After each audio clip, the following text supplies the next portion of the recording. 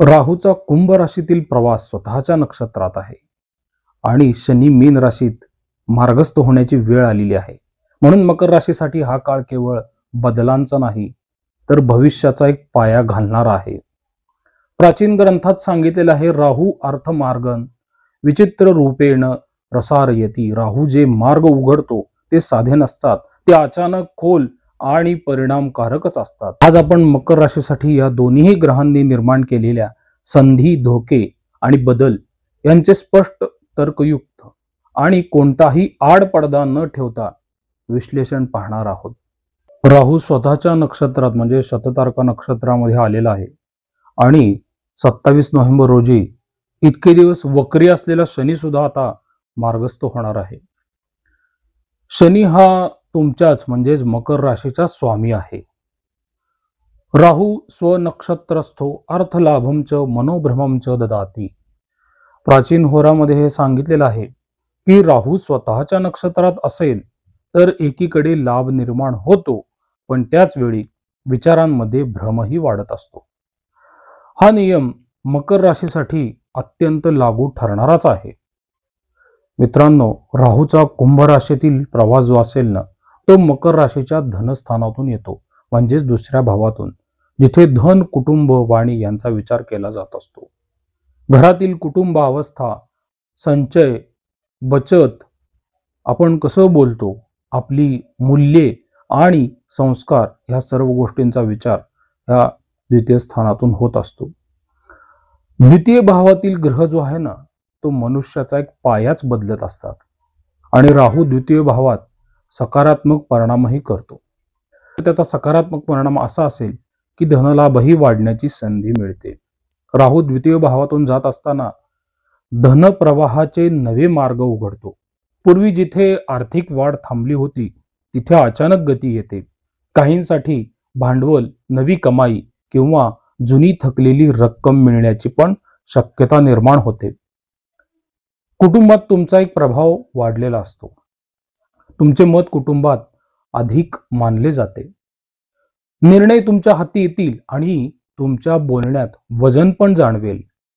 कुटुंबातील एखाद्या महत्त्वाच्या विषयात तुम्ही मध्यस्थाची भूमिकाही पार पाडणार आहात. तुमच्या बोलण्यात पण एक आकर्षकता वाढेल. राहू बोलण्याला वेगळे तेज देतो. तुमचे शब्द लोकांना आकर्षित करतील आणि तुमचे विचार पण स्वीकारले जातील. व्यवसायात, व्यवहारात आणि बैठकीत तुमचेच बोलणे हे फायदेशीर ठरणार आहे. आर्थिक धोरणात पण काही बदल होतील. तुमच्या मनात आर्थिक नियोजनाचे नवे मार्ग सुचणार आहेत. गुंतवणुकीत, व्यापारात किंवा बचतीमध्ये तुम्ही जुने पॅटर्न मोडून नवी दिशाही स्वीकारताल आणि ही नवी दिशा तुमच्यासाठीच लाभदायक ठरते. आता राहू धनभावातून त्याच्याच नक्षत्रातून गोचर करतोय ना, म्हणजे याचा अर्थ असा होतो की तुम्ही उतावळेपणाने खर्च करू शकता आणि तो तुम्हाला टाळायचा आहे. कारण राहूचा प्रभाव वाढला की खर्चावर नियंत्रण सुटू शकते.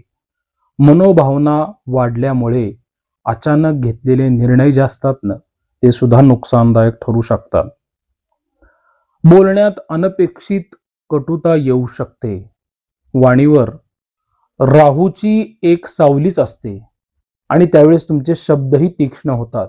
कुटुंबातील व्यक्ती, जोडीदार किंवा सहकार्यांना तुमचे बोलणे कधी कधी कठोरही वाटू शकते, कटुताही वाटू शकते त्याच्यामध्ये. त्यामुळे कुटुंबातील विषयांमध्ये गोंधळ तयार होऊ शकतो, कारण की द्वितीय भाव कुटुंबाचा पाया आहे. राहू येथे भ्रम निर्माण करेल, ज्यामुळे गैरसमज किंवा अनपेक्षित वाद उद्भवू शकतात. चुकीच्या मोहात पडण्याचा संभव आहे.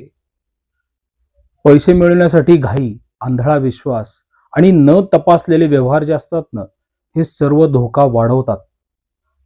याचबरोबर शनी मीन राशीत मार्गी होतो आहे ना, आणि तो मकर राशीचा तिसरा भाव आहे, जिथे धैर्य, प्रयत्न, साहस, परिश्रम आणि इतरांशी होणारा संवाद जो आहे ना, तो प्रभावित होईल. याचबरोबर पराक्रम, तुमची मानसिक शक्ती, छोटे पार प्रवास केलेले असतात, त्याच्याबरोबर काही योजना असतात आणि तुमचे भाऊ, भावंड, भावकी हे सर्व ह्या तृतीय भावावरून आपणास पाहता येतात आणि यातून तुम्हाला प्रयत्नांची दिशा पण ठरली जाते. म्हणून शनी मार्गी झाल्यामुळे हा भाव तुम्हाला सकारात्मक परिणाम देईल ना.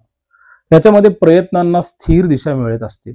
शनी मार्गी होताच काय होतं, तुमचे अर्धवट प्रयत्न पुन्हा गतिशील होतात आणि मनात आधी दडपण होते, आता स्पष्टता येते. आणि ज्या गोष्टी महिन्यांपासून मनात होत्या ना, त्या आता प्रत्यक्षात येण्यास सुरुवात होतील. धैर्य वाढते आणि निर्णय स्पष्ट होतात. मकर राशी शिस्तप्रिय आहेच, त्यात शनी मार्गी झाल्यावर काय होतं, तुमच्यात आत्मविश्वास आणि धैर्य वाढत जाते.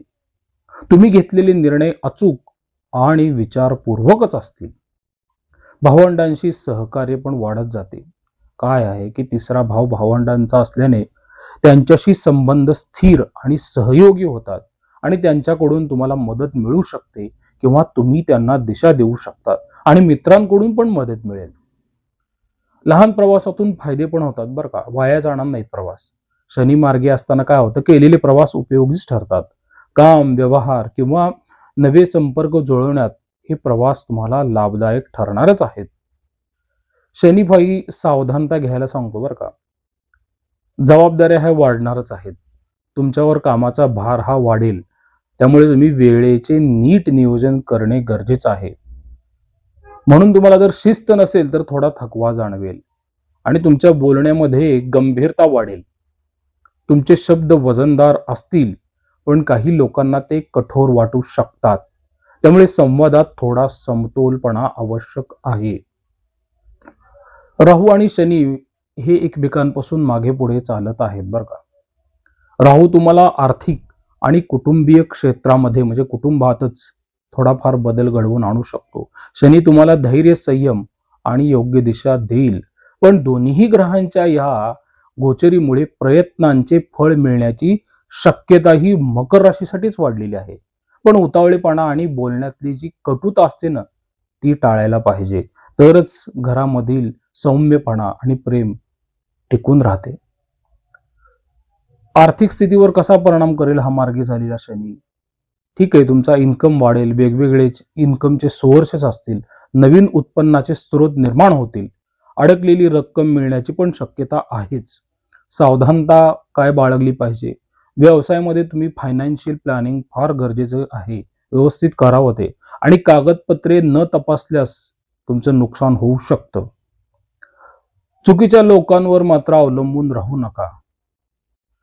आणि नातेसंबंधात कसं होईल की कुटुंबात तुमचा आवाज जो आहे ना, तो महत्वाचा ठरेल. एक अनुभवी व्यक्ती म्हणून तुमचा सल्ला हा विचारात घेतला जाईल. तुमच्या शांत आणि स्थिर वृत्तीमुळे थोडं काय होतं, तणाव कमी होता, कारण तुमची 7.5 आता पूर्ण भोगून झालेली आहे. तुम्हाला काय असतं प्रपंच हे कळलेलं आहे. आणि शब्द जरा तुमचे तीक्ष्ण जरी झाले असतील ना, तरी सुद्धा ते कुटुंबियांकडून मान्य केले जातील. ते तिखटही समजले जाणार नाहीत, कारण की तुमच्या व्यक्तिमत्वाला एक वजन आलेलं आहे मागच्या 10 वर्षातील संघर्षामुळे. थोडी काळजी घ्या पचन संस्थेबाबतीत आणि आरोग्याची, ही पण गरजेची आहे. आणि थकवा वाढू नये म्हणून व्यवस्थित विश्रांती घेणं गरजेचं आहे. मित्रांनो, हा 27 तारखेला मार्गी होणारा शनी तुमचं मानसिक स्थैर्य वाढेल आणि शरीराची सहनशक्ती पण तो वाढवेल. हा काळ मित्रांनो असा ठळक नसतो, कारण की शनी मार्गी झाल्यानंतर पुन्हा वक्री तो जवळजवळ 8 ते 9 महिन्यांनी होत असतो. त्यामुळे इथं कसं होईल की आर्थिक प्रगतीचे नवीन मार्ग उघडतील, कुटुंबातील एखादा वाद संपुष्टात येईल आणि भावंडांशी सहकार्य पण वाढेल. नवी योजना हाती घेण्याची प्रेरणा पण मिळेल. प्रवासातून लाभही होतील आणि स्वतःबद्दल आत्मविश्वास वाढेलच आणि घरातील वातावरणही स्थिर होईल. तर राहू शनी एकमेकांच्या मागे पुढे आहेत. मकर राशीसाठी धनप्रवाह वाढणार आहे, निर्णय दृढ करणार आहे आणि जीवनाच्या दिशेला स्थैर्य देणार आहे. राहू तुमच्या धनभावाला उघडतो आणि शनी तुमच्या पराक्रमाला दिशा देतो. त्यामुळे लक्षात ठेवा, शनी कर्म फलप्रदः, राहू निर्णय फलदः. कष्टाचे फळ शनी देतो आणि निर्णयांचे फळ राहू देतो. हा काळ मित्रांनो मकर राशीसाठी प्रगतीचा आहे, पण तितकाच विवेकाची मागणी करणारा देखील आहे. त्यामुळे जपून बोला, विचारपूर्वकच खर्च करा आणि प्रत्येक पाऊल मोजून टाका. योग्य निर्णय घेतला तर येणारे 6 महिने तुमच्या आयुष्यात मोठा बदलही घडवू शकतात.